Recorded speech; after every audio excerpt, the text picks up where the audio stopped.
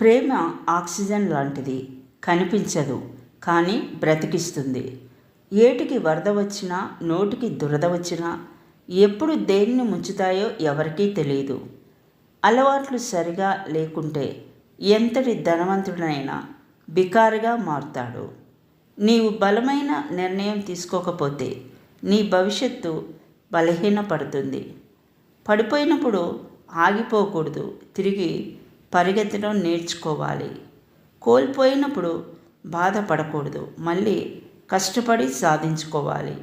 ఓటమి అంటే జీవితం అంతం కాదు, అదే గెలుపుకి అసలైన ఆరంభం.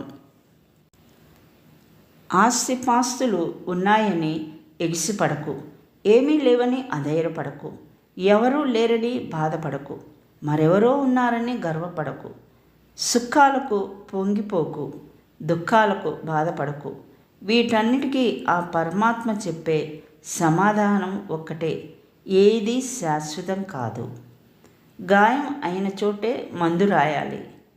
ఓదార్పు దొరికే చోటే కష్టాలు చెప్పుకోవాలి. అప్పుడే గాయమైన కష్టాలైనా తగ్గిపోతాయి.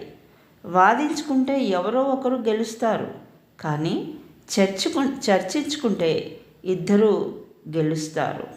ఎందుకంటే వారి మధ్య ఉన్న బంధం గెలుస్తుంది కాబట్టి. బ్రతకడం తెలిసినవాడు ఏ దారిలో అయినా నడుచుకుంటూ వెళ్తాడు. బ్రతకడం తెలియనివాడు ఏ దారిలో వెళ్ళాలో తెలియక ఆలోచిస్తూ కాలాన్ని వృధా చేస్తాడు. గెలవాలి అనే ఆశతో కాదు, గెలవగలను అనే నమ్మకంతో ప్రయత్నించు. ఎప్పటికైనా విజయం మీ సొంతం అవుతుంది. కొంతమందిని ఎంత దూరం పెడితే అంత మంచిది. లేకపోతే మంచితనాన్ని కూడా చేతకానితనంలా చూస్తారు. ప్రతి చోట ఆలోచించడం ఎంత అవసరమో ప్రతి చోట నేర్చుకోవడం కూడా అంతే అవసరం. నేర్చుకోవాలనే తపన ఉండాలే కానీ లైఫ్లో వచ్చే ప్రతి మలుపు, ప్రతి కుదుపు అద్భుతమైన పాఠాలు నేర్పుతాయి.